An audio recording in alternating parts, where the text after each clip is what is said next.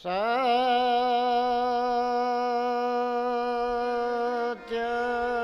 सत्य सब कहे सत्य न जाने कोई। जो एक बार सत्य जाने जीवन का फल हो। सत्य ने जाण्या पछी तमारा जीवननो प्रभात से ही बदली जाए। पण सत्य जणाय क्यारे एना माटे तमारे संघर्ष करवो पड़े। सत्य तमारा हाथ में एमनाम आवे एवुं नथी। एना माटे घणा जागरण करवा पड़े। पण सत्य जाण्या पछी तमारा जीवननो जे रस्तो छे ई बदली जाय। मन मरे माया मरे मर मर जाए आ शरीर। आशा ने तृष्णा मरे नहीं कही गया दास कबीर। कबीर साहेबे सत्य जाणी लीधुं એટલે એને કીધું મન મરે માયા મરે મર મર જાય આ શરીર। આશા ને તૃષ્ણા મરે નહીં કહી ગયા દાસ કબીર। તો એવું સત્ય જેણે જાણી લીધું છે એના આજે પણ અમર નામ છે। આ જગતની અંદર આપણે બધા જે ભેગા મળ્યા છીએ, આપણું કુટુંબ છે, બાપ હોય, દીકરો હોય, માં હોય, બેન હોય, ભાઈ હોય, ભત્રીજો હોય, એવા બધા સંબંધ છે। મિત્ર પછી એક ગામની અંદર રહેતા હોય બધા શેરીવાળા, પછી આપણા દેશની અંદર રહેતા હોય એ બધા માણસો કોઈના કોઈ સંબંધના રૂપે। કારણ આત્મા વસ્તુ એવી છે એ મરતો નથી, તો એ આત્માની સાથે જે લેણ દેણના સંબંધ છે એના હિસાબે આ મૃત્યુલોકની અંદર મનુષ્યનો અવતાર, અરે નકરા મનુષ્ય નહીં પણ આપણા ઘરે રહેલા પોપટ, કોઈ ચકલી માળો બાંધતી હોય ચકલી, આપણા ઘરે ખેતી રાખવેલા કોઈ બળદ, આપણા ઘરે રાખેલી કોઈ ગાય, એના પેટે અવતાર ધરેલા કોઈ વાસરડા, આ બધા જીવ માત્રની અંદર જે આત્મા છે એ આત્માના કોઈના કોઈ સ્વરૂપે આપણી સાથે એનો સંબંધ હોય। આ આત્માનો અને ઈ આત્માનો સંબંધ જ્યારે હોય છે ત્યારે તે આપણા ઘરે ખાવા આવે, આપણા ઘરે પીવા આવે। તો મારે તમને એ વાત કરવી છે કે કોને કઈ જગ્યાએ ક્યારે કેટલું લેવાનું છે એ ખબર નથી હોતી, ક્યારે કેટલું દેવાનું હોય છે એ ખબર નથી હોતી।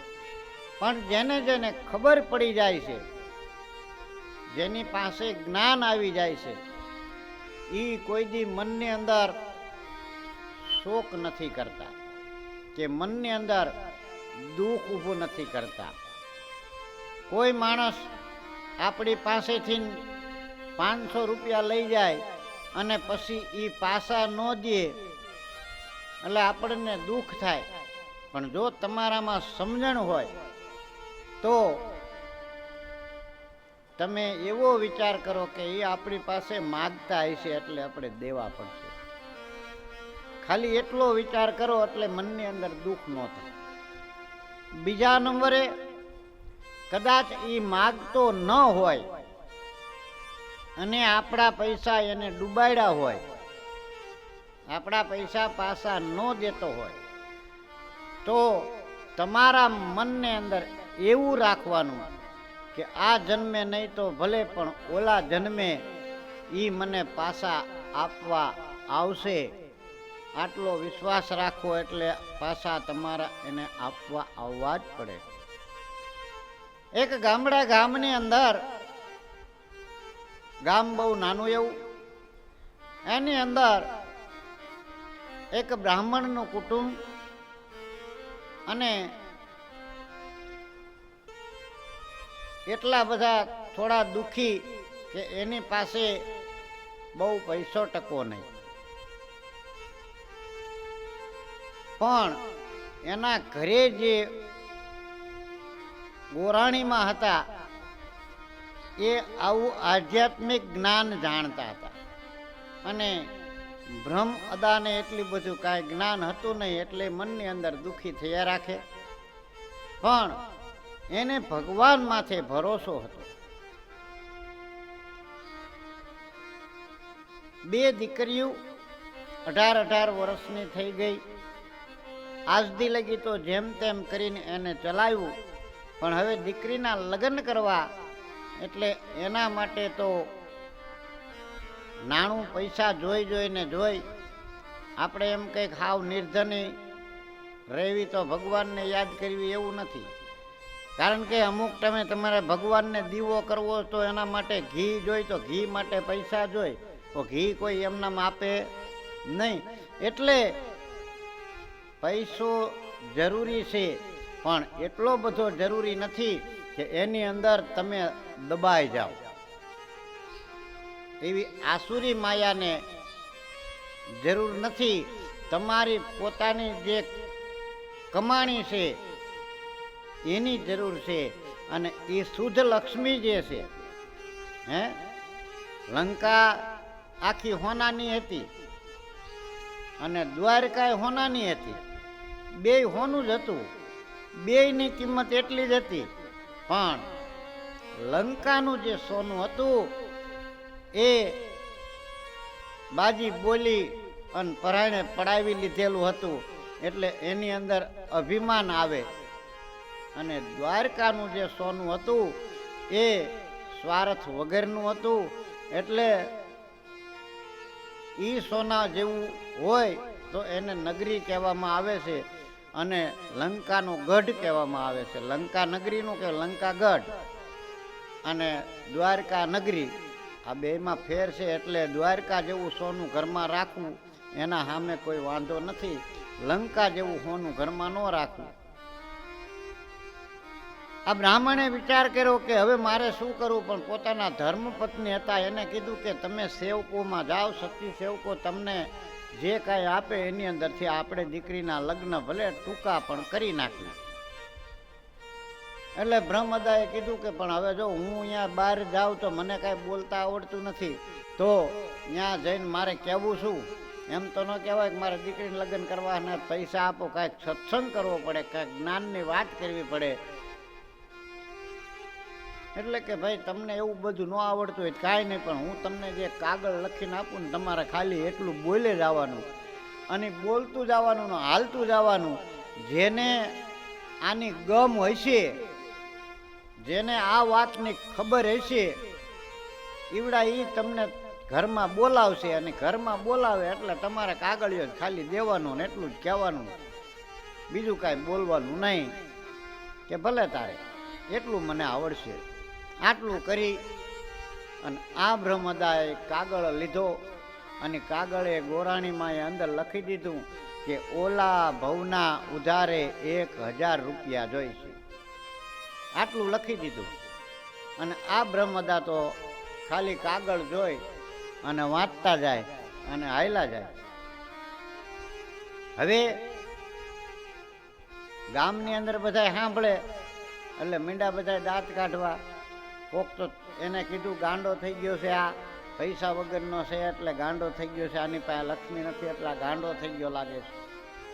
માણસ કોઈ 1 મહિનાનું કહે, 2 મહિનાનું કહે, 5 મહિનાનું કહે, અરે સિઝનનું કહે, 12 મહિને એકવાર સિઝન આવે, એ સિઝનનું કહે કે ભાઈ હું તને 5 વર્ષે પાસા આપીશ, તો કોક માને. ઓલા ભવના ઉધારે આવો કોઈ ગાંડો માણા હોય નહીં તમને પૈસા આપે.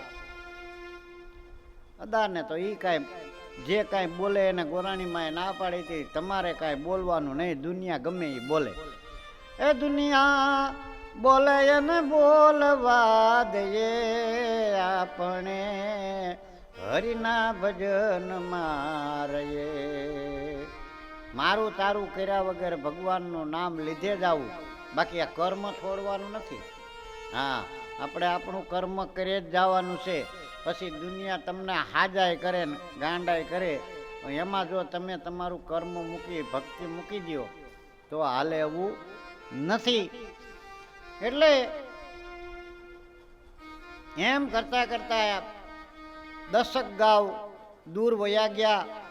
ત્યાં એક શેઠ અને શેઠાણી સોના ખાટે હિંડોળા ખાટે હિંચકા ખાય, અને આ શેઠાણીના કાને શબ્દ પડ્યા.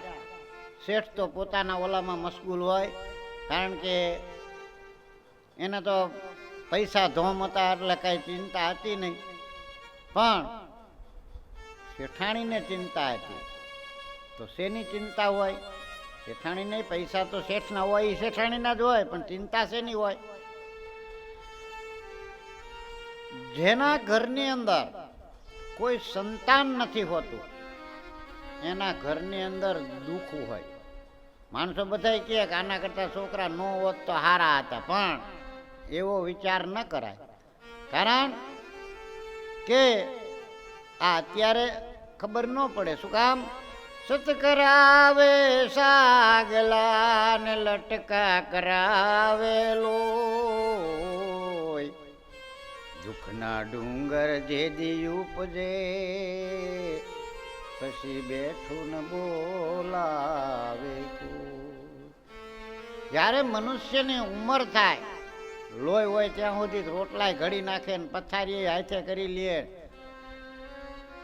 બધું કરી શકે અને કમાણી કરી શકે, પણ જ્યારે આની ઉંમર થાય, હા હમણાં પરસોત્તમ મહિને ગયો તેની વાર્તા આપણે નાખી હતી, જો કોઈએ વાંચી હોય તો સાંભળી હોય તો ભલે.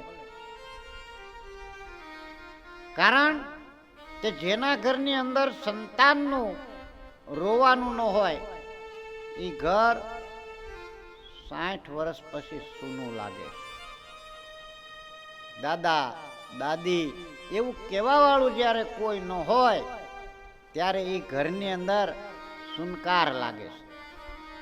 એટલે પુત્ર પરિવાર તો જોઈ શેઠાણીને આ દુઃખ હતું મોટું. કરોડો રૂપિયા હતા પણ સંતાન હતું નહીં. હવે શેઠાણી શબ્દ સાંભળ્યા, શેઠાણીએ વિચાર કર્યો કે જો આ આદાને 1000 રૂપિયા આપી તો આપણે અહીંયા કણે એ પાસા દેવા માટે કોઈના કોઈ સ્વરૂપે આવશે. એટલે શેઠને કીધું કે આ આદાને 1000 રૂપિયા આપો.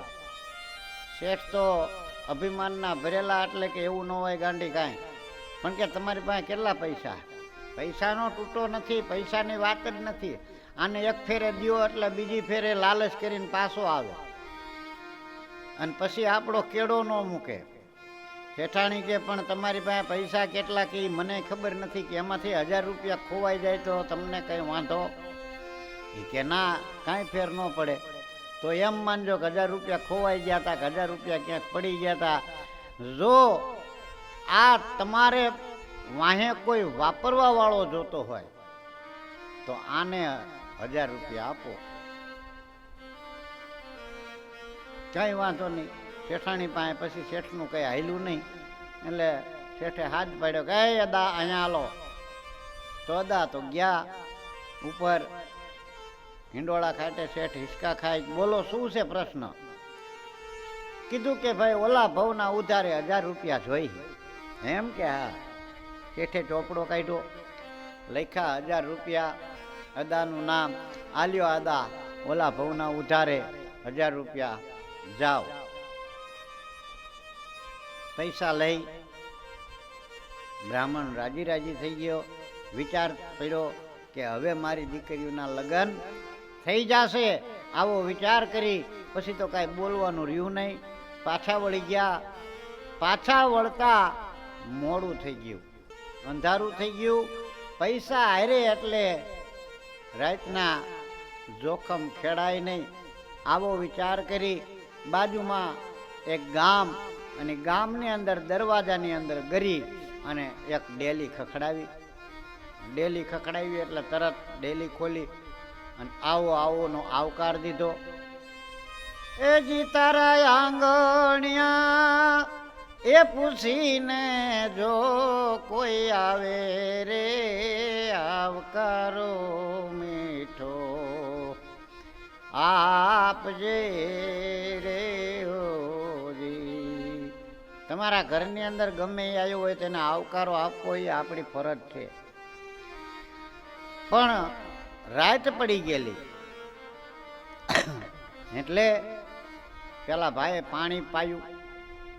પાણી પીતા પીતા અદા જોઈ ગયા ઘાંચીનું ઘર હતું, અને એના ઘરની અંદર ઘાણી હતી.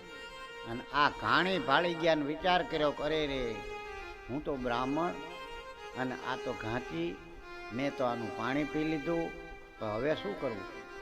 હવે રાતના બીજા ઘરે જવાય નહીં. એટલે કીધું કે ભાઈ મારે સૂવું છે. પણ ઘાંચી હતો એ અસલ વૈષ્ણવ હતો, તુલસી ક્યારો હતો. એવું નથી કે કોઈ માણસ, આપણે બધા વૈષ્ણવ જ કહેવાય. ધર્મ એક જ છે, બીજો કોઈ ધર્મ નથી. બાકી બધા વાડા છે. જેને આપણે સત્ય સનાતન ધર્મ તરીકે ઓળખી છીએ. સત્ય એટલે આ જગતમાં આવવું, અને અટલ સત્ય એટલે આ જગત છોડીને જાવું. આ બેની વચ્ચેની રમત, એ આવે છે અને એ જાય છે. આપણે આવી છીએ અને આપણે જ આવી છીએ. બાકી બધા વાડા છે. તો તરત જ એને કીધું કે અમારા ઘરે જે કોઈ અતિથિ આવે અમે એની કોઈ દી નાત જાત પૂછતા નથી. અમારા આંગણે આવ્યો એટલે અમે એને જમ્યા વગર રહેવા દેતા નથી. માટે તમારે જમવું પડશે. અમારા હાથનું ન ખાવ તો કાંઈ નહીં, હું તમને બધું સીધું બીજેથી દુકાનેથી લાવીને આપું.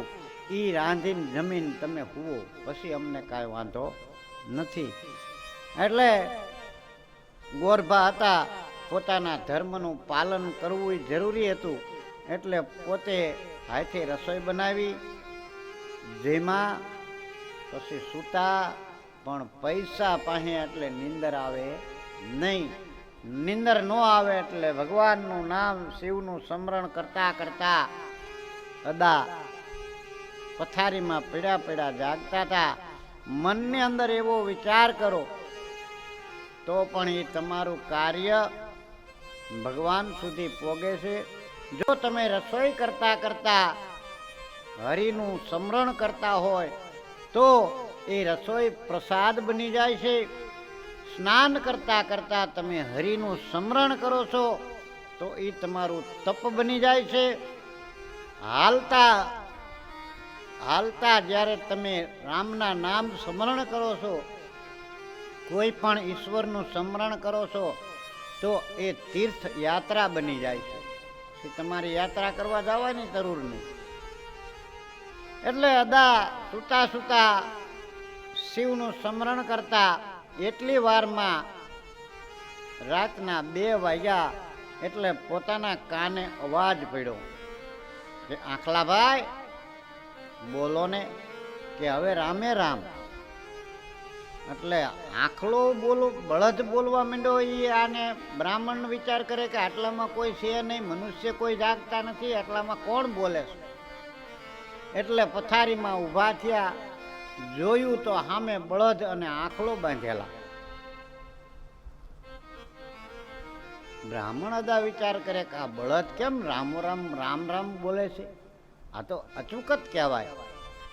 એટલે આખલાભાઈએ કીધું કે કેમ બળદભાઈ રામ રામ, શું એટલું બધી ઓલી? તો કે બસ હવે મારે અહીંથી જવાનું છે, મારે તમારો સહવાસ તૂટી જાય છે, હવે આપણે બે નહીં ભેગા થઈ શકીએ. કે પણ કેમ? એ કે આપણો માલિક છે ને એ મારી પાસે હવે ખાલી 2 આના માગે છે. મેં એની પાસેથી 5000 રૂપિયા ઉછીના લીધેલા હતા અને એ હું આપવા ન શક્યો. એટલે એના ઘીરે મારે બળદ થઈ અને કામ કરી અને પૈસા આપવા માટે પાછો આવ્યો હતો. હવે માત્ર ને માત્ર 2 આના બાકી રહ્યા છે. તો આ 2 આના હું આપું એટલે હું અહીંથી છૂટી જઈશ અને મારું પ્રાણ પંખેરું ઉડી જાય છે. હવે આ શરીરનું કાર્ય પૂરું થયું છે. અરે રે, આપણે બેને કેવી ભાઈબંધી, તું હવે મારાથી વિખોટો પડી જાત. પણ આખલાભાઈ એમાં દુઃખ લગાડવાનું ન હોય, પણ આપણે બંને હારે ગયા હોત તો કેવું સારું હતું. કે તમારી વાત સાચી છે, પણ તમારે હજી અહીંયા રોકાવાનું છે. કે પણ કેમ રોકાવાનું છે? તને એવી કેમ ખબર પડી? માટે એટલા માટે તારે રોકાવાનું છે કે આ આપણો માલિક જે ઘાંચી છે એ તારી પાસે 1000 રૂપિયા માગે છે. આખલાભાઈ તો મોળા પડી ગયા. અરે રે, આ 1000 રૂપિયા હું ક્યારે વળતર કરી શકીશ? હું ત્યાં સુધી આયા કણે ગોળ ગોળ ફરવાનું? કે ભાઈ આ તો કુદરતનો નિયમ છે કે કરેલા કર્મના બદલા દેવા રે પડે છે રે, કરેલા કર્મના બદલા દેવા રે પડે. દશરથ રાજાએ જ્યારે શ્રવણને રે માર્યો, એ રામના વિયોગે પ્રાણ તજવા પડે છે રે, આવા કરેલા કર્મના બદલા દેવા રે પડે. જેવું આપણું કર્મ હોય એવા આપણને અવતાર મળે છે, પણ કયા અવતારની અંદર કઈ યોનિની અંદર ભોગવવાનું થાય એની આપણને ખબર હોતી નથી. એટલે આખલાભાઈ તમારે હજી 1000 રૂપિયા વાળવાના છે અને 1000 રૂપિયા જ્યાં સુધી નહીં વાળો ત્યાં સુધી તમારે આ ઘાણીએ ફરવાનું રહેશે. અરે બળદભાઈ, આનો કોઈ ઉપાય ખરો? અને આ ગોરભા સાંભળે અને એ ગોરભાઈએ વિચાર કર્યો કે માળું જો આ વાત સવારે હાસી પડે ને તો દીકરીઓના ભાગ્યનું જે હોય એ થાય, બાકી મારે આ પૈસા જોતા નથી. જ્યારે ભાગ્યમાં લખ્યું હોય છે ત્યારે, જ્યાંથી ભાગ્યમાં લખ્યું હોય છે ત્યાંથી પૈસા આવશે, પણ આ કર્મ હવે મારે કરવું નથી. કે હા આખલાભાઈ, જો કોઈ સારો માણસ સત્યને જાણવા વાળો જડી જાય અને એના ઉપર આ વાત ઉપર દોર લાવી અને સત્યની એને ખબર પડી ગઈ અને જો એ આપણી ભાષા જાણતો હોય તો આ ગામમાં એક રાજા છે અને એ રાજાના ઘરે એક હાથી છે અને આ હાથી રાજા પાસે 1000 રૂપિયા માગે છે. એ હાથી થઈ અને 1000 રૂપિયા લેવા આવ્યો છે. એ હાથી માંદો પડશે, 1000 રૂપિયાની દવા થાય છે, ત્યાં સુધી એ હાથી જીવશે. પણ જો કોઈ સાંભળતું હોય અને સવારમાં તને અને જો એ રાજાના હાથીને બજાડશે તો તું હાથીને મારી નાખીશ. અને 1000 રૂપિયાની શરત રાખે. એટલે શરત પ્રમાણે 1000 રૂપિયાનું કામ તે કરી નાખ્યું. અને રાજા પાસે ઓલા હાથી જે માગે છે એને માંદું નહીં પડવું પડે, હાથી મરી જશે. એટલે હાથી 1000 રૂપિયા હારી જશે. રાજા પાસેથી 1000 રૂપિયા કઢાવશે અને આપણા માલિક ઘાંચીને અપાવશે. એટલે 1000 રૂપિયાનું વળતર તારું થઈ જશે, હાથીનું થઈ જશે. અને તુંય છૂટી જઈશ ને હાથી છૂટી જશે. એટલે હાથીને દુઃખ નહીં. એટલે કોઈ માણસ એમ કે ફલાણો ભાઈ ગુજરી ગયો, કાંઈ હતું નહીં, પણ એના કર્મ એવા હોય એટલે એ આ દેહને છોડી અને પરદેહની અંદર ઘરવું પડે. ખરેખર તો એમ છે, આ દેહને છોડી દેવાનો છે. હા, આ દેહને છૂટી જવાનું, બીજા દેહમાં ધારણ કરવાનું. એટલે કીધું કે આ દેશ મૂકીને બીજા દેશમાં. આપણે બધા સમજતા નથી, એટલે બધા એમ કહે સ્વર્ગમાં ગયા, નરકમાં ગયા. સ્વર્ગ નરક બે આયા જ છે. એ ક્યાંય બારું ક્યાંય છે નહીં, નથી ઉપર નથી નીચે. સ્વર્ગ નરક બે આયા જ છે. ગોરભા સાંભળતા સાંભળતા વિચાર કરે કે જો આ વાત સવારે હાસી પડે ને તો આ બે જીવનો છુટકારો મારે કરાવવો છે. સવારમાં બધા ઉઠ્યા, પોતપોતાના કર્મ ચાલુ કર્યા. મુસાભાઈ ઘાંટી હતા, એ ઘાણીને લુવા માંડ્યા. બળદિયાને થોડુંક માથે પાણી છાંટી ઠંડક આપી, આંખલાને પાણી છાંટ્યું, ઠંડક આપી. એટલી વારમાં એક પટલ આવ્યા અને અદા તો પૂજા કરવા બેઠેલા શિવના ધ્યાનની અંદર. પણ ઓલી વાત એના મગજની અંદર, ન્યાય એનું ધ્યાન કે હવે શું થાય છે જોવું. ધ્યાન એનું ત્યાં રાખ્યું. એટલે પટેલ આવ્યા, મુસાભાઈ? તો કે હા. આખા ઘાણી કાઢી આપો ને? તો કે હા, કાંઈ વાંધો નહીં. જે કાંઈ મગફળીના દાણા પટેલ લાવ્યા હતા એને ઘાણીમાં નાખ્યા. મનની અંદર એવો વિચાર કર્યો કે તડકો પડે છે તો પહેલાં બળદિયું ગઈઢું થઈ ગયું છે તો બળદિયાને જોડું અને આંખલાને તડકો થાય પછી હાંકીશ, એટલે ઉપાધિ નહીં. બળદિયાને જોડ્યું, ઘાણી કમ્પ્લીટ કરી, તેલ દેવાઈ ગયું, હિસાબ દેવાઈ ગયો. પટેલે તો ખીચામાંથી 2 આના કાઢી મુસાભાઈના હાથમાં આપ્યા. મુસાભાઈએ 2 આના લઈ અને પોતાની તિજોરી હતી એમાં મૂક્યા. બળદને ખોળનું બટકું દીધું, બળદિયાનો પગ લપટ્યો, બળદિયું પડ્યું, બળદિયું મરી ગયું. કદાચ જોવે મારું દીકરું હાથ હાસી પડી. 2 આના હાથમાં આવતાની સાથે જ બળદિયું મરી ગયું. તો હવે શું કરવું? હવે પેલા 2 જીવને તો બચાવવા જ છે, જે થવું હોય એ થાય.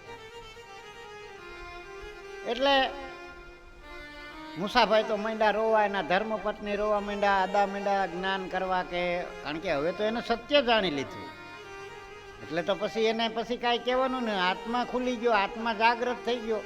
પહેલાં કાંઈ એને આવડતું નહોતું, પણ આ તો નજરો નજર જોયું, નજરો નજર વાત સાંભળી, એટલે આને સત્યને જાણી લીધું. એટલે તરત જ મીંડો જ્ઞાન કરવા કે ભાઈ મુસાભાઈ, આ તો બળદિયા તમારી પાસે આટલું ખાવાનું આટલું પીવાનું લખેલું હોય છે, એટલે હવે એ વયું ગયું, હવે એના ઉપર શોખ ન કરાય. મુસાભાઈ પણ ખીજાણા કે દાદા તમે આવ્યા એટલે જ મરી ગયું, મારે પાસે 10 વર્ષથી આ બળદ હતું, કોઈ દી કાંઈ નહોતું થતું, ના તમે આવ્યા ને મરી ગયું. એ કે એ બધી વાત સાચી તારી, પણ તને 1000 રૂપિયા મળી જાય તો? મુસાભાઈ દાંત કાઢવા માંડ્યા કે 1000 રૂપિયા મળી જાય તો સારું, કે મારે આવા ઘણા બળદ આવી જાય. કાંઈ વાંધો નહીં. અદા પાસે 1000 રૂપિયા હતા, એ આ ડાયરેક્ટ એના હાથમાં દીધા કે આલ્યો 1000 રૂપિયા. તમારા ગામમાં રાજા છે? રાજા? તો કે હા. જાઓ રાજાના ઘરે અને જઈને એટલું કહેજો કે તમારા હાથી હારે મારું આંખલું બજાડવું છે. મુસાભાઈ મીંડા પાછા ઊંડા પાડવા કરે, અદા ગોરભા આ મારું બળદિયું મરી ગયું અને હવે તમે મારું આંખલું મારવા માગો છો? કે પણ હું કહું એમ કરીને તું તારે 1000 રૂપિયાની શરત રાખજે. જો તારે 1000 રૂપિયા આવી જાય પછી બીજી કાંઈ ચિંતા નથી ને? મેં તો 1000 રૂપિયા તને દીધા જ છે. હા જા. મુસાભાઈ તો રાજા પાસે ગયા. રાજાને ગામનાનું ખબર પડી ગઈ કે આનું બળદિયું મરી ગયું છે. એટલે કીધું કે લા પ્રધાન, તો કે હા મૂસાનું બળદિયું મરી ગયું છે. હા, એને બિચારાને 50 રૂપિયા આપો એટલે બીજું બળદિયું ખરીદી લે. એ કે પણ બાપુ હું કામે આવ્યો છું. કે શું કામે? બોલ બોલ. એ કે મારા આખલા અરે તમારું હાથી બજાડવો છે. મારું આખલું અને તમારા હાથીને બેને બજાડવા છે. એલા મૂસા, તારું બળદિયું મરી ગયું છે, તારું ફટકી ગયું લાગે છે, હાથીને કઈ આંખલું પોગે? એ કે મારું આંખલું મરી જાય તો આ 1000 રૂપિયા મારા તમને આપું છું. તમારો હાથી મરી જાય તમારે મને 1000 રૂપિયા દેવાના. હવે આની પાસે તો પુષ્કળ પસ્તી હોય. અલા પ્રધાન એને પૈસા દેતા નહીં અને જા તારું આંખલું લેતો આય અને 1000 રૂપિયા મારા પહેલા જા. જો તારું આંખલું મરી જશે તો બધું જઈશે તારું. હું તારા ઉપર દયા ખાઉં છું અને તું વળી પાછો એ કે પ્રભુ દયા નથી ખાવી અને હું કહું શરત રાખીને આંખલું બજાડું. જા લેતોય આંખલું તારું. ગામમાં બધે ખબર પડી ગઈ કે હાથીને આંખલાને બજાડવાનું છે. એટલે આ તો ઘરે ગયો. ઘરે જઈ અને ઘાણીની અંદર જે કાંઈ થોડું ઘણું તેલ હતું એ આંખલાને ચોપડ્યું, શીંગડિયું ચોપડી, કંકુનો ટાંડલો કર્યો અને ઘૂઘરમાળ બાંધી અને લઈને નીકળો. ને ગામમાં બધે ખબર પડી કે આંખલું હાથીયારે બાંધવાનું છે. તો આ જોવા માટે તો આપણે લાવો લેવો જ પડશે, કોણ પોગે છે. આખું ગામ બહાર નીકળ્યું. આ બાજુ હાથીને પ્રધાનજી તૈયાર કરી અને લઈને આવ્યા અને હાથી અને આંખલું બે હમ આવ્યા. મેંડા બાકા જીકી બોલાવા. ઘડીક હાથી પડી જાય ને ઘડીક આ આંખલું પોગી જાય. એમ કરતા કરતા આંખલું પાછળ જઈ અને હાથીના 2 પગ હતા એમાં શિંગડા ભરાવી અને આંચકો માર્યો એટલે હાથી ઉલ્લો ને હાથી પીડ્યો. હાથી મરી ગયો. શરત પ્રમાણે 2000 રૂપિયા ઘાંચી લઈ ઘરે આવતો રહ્યો. આવીને 1000 રૂપિયા અદાના પાસા દઈ દીધા. આંખલું બાંધી દીધું. 1000 રૂપિયા હતા એ પેટીમાં નાખ્યા. આંખલું પડ્યું, આંખલું મરી ગયું. પાછી ગામમાં ખબર પડી કે આનું આંખલું મરી ગયું. અને રાજા ખીજાણા, હાલાનું આંખલું મરી ગયું, 1000 રૂપિયા ખોટે ખોટા લઈને વયો ગયો. બોલાવો સાલાને. પ્રધાનજી આવ્યા. હલે મૂસા, રાજા બોલાવે. મૂસો વિચાર કરે કે મારું દીકરું હવે રાજાનું તેડું આવ્યું, આંખલું મરી ગયું, જવાબ શું દેવો? એટલે ગોરભા કે તને કોને મોકલ્યો તો? કે તમે. તો તારે નથી જવાનું, હું જાઉં છું. તું તારે ચિંતા કરીમાં. પ્રધાનને કીધું કે ગોરભાઈ, પ્રધાનને કે મૂસાભાઈ નહીં આવે, હું આવું છું. કારણ કે આંખલું બજાડ્યું છે મેં, મૂસાભાઈએ નથી બજાડ્યું. કે એમ કે હા. ગયા. અદાને આવ્યા એટલે રાજાએ તરત નમન કર્યા. પધારો ગોરભા તમે. તો કે હું અહીંયા રાય હતો. બરોબર.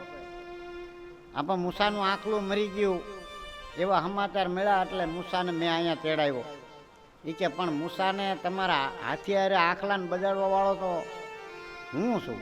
મૂસાને નથી બજાડ્યું, મેં બજાડ્યા. કે તમે કેમ બજાડ્યા? એટલે એનું આંખલું શરત પ્રમાણે મરી ગયું છે, અમારા 1000 રૂપિયા પાછા લેવાના છે. કે એટલે કે ભાઈ તારે શરત શું હતી? કે શરત હતી કે મારું આંખલું હાથીને મારી નાખે તો 1000 રૂપિયા મારે એને દેવાના. જો એનું આંખલું મરી જાય તો 1000 રૂપિયા મારે એની પાસેથી લેવાના. બરોબર છે. તમારો હાથી ક્યાં મરી ગયો? તો કે બાંધતા. બરોબર. તો શરત શું હતી? શરત હતી કે ત્યાં મરી જાય તો દેવાના. એનું આંખલું ક્યાં મર્યું? એનું આંખલું ઘરે જઈને ગમે એ થયું હોય એ તારે જોવાનું ન હોય. શરત પ્રમાણે આખલાએ હાથીને મારી નાખ્યું છે. હાથીએ તો આખલાને માર્યું નથી કે ના? તો આ શરત પ્રમાણે તારે 1000 રૂપિયા એને દેવા પડે કે હા દીધા. એટલે ગોરભાઈએ બધી માંડી અને રાતની જે કહાની હતી રાજાને કીધી. રાજાને પણ જ્ઞાન આવી ગયું. પણ અદા તમે શું લેવા આવા નીકળ્યા છો? તો કે ભાઈ મારે 18 વર્ષની 2 દીકરીઓ હતી ને હું આજ દી લગી એવું માનતો, માણસ જાણે મેં કર્યું કરતલ દુજા કોઈ, હાજરા અદવચ રહે મારા હરી કરે સોય. મને એમ થતું આજ દી લગી કે આ બધું હું હલાવું છું, પણ હવે મને સત્યનું ભાન થઈ ગયું છે કે આ બધી ગતિ ઈશ્વરની છે. આપણે બધા લેણ દેણના સંબંધના હિસાબે ભેગા થયા છીએ. તો હે રાજા, મારી દીકરીઓના લગ્ન છે, મારા પાસે પૈસા નહોતા એટલે હું ઓલા ભવના ઉધારે લેવા 1000 રૂપિયા લેવા નીકળ્યો હતો. 1000 રૂપિયા તો મને મળી ગયા, પણ હવે આ મારે જોતા નથી. જો કોઈને કન્યાદાનની અંદર કૃષ્ણાર્પણ કરવા હોય કે જેને પાસા લેવાના નહીં, ઈશ્વર એને પાસા આપે, આપણી આરે વાત નહીં. એટલે રાજાએ તુલસીનું પાન લઈ અને કંકુ કન્યા, જેને કન્યાદાન કહેવાય, તો આવું ધર્મદાન માટે રાજાએ 1000 રૂપિયા કૃષ્ણાર્પણ આપ્યા અને બ્રાહ્મણે પણ ઠાકર લેખે બોલી અને એ પૈસા લઈ અને 2000 રૂપિયા થઈ ગયા. હવે ગાયો ઘા નીકળો. ત્યાં ઓલા શેઠ જોઈ ગયા, જો તને કીધું નહોતું કે આ બીજી વાર આવશે ને આવશે? પણ અદા તો પૂછ્યા વગરના મેળી ઉપર ચડી ગયા ને સીધા 1000 રૂપિયાનો ઘા કર્યો. આલ્યો આદા તમારા 1000 રૂપિયા શેઠ, મારે જોતા નથી. શેઠ કે પણ કેમ? એટલે શેઠાણી બોલ્યા કે હવે જેમ ઈ કે એમ કરી દેજો, અને તોય તમારે અહીંયા દીકરાનો અવતાર થાય છે.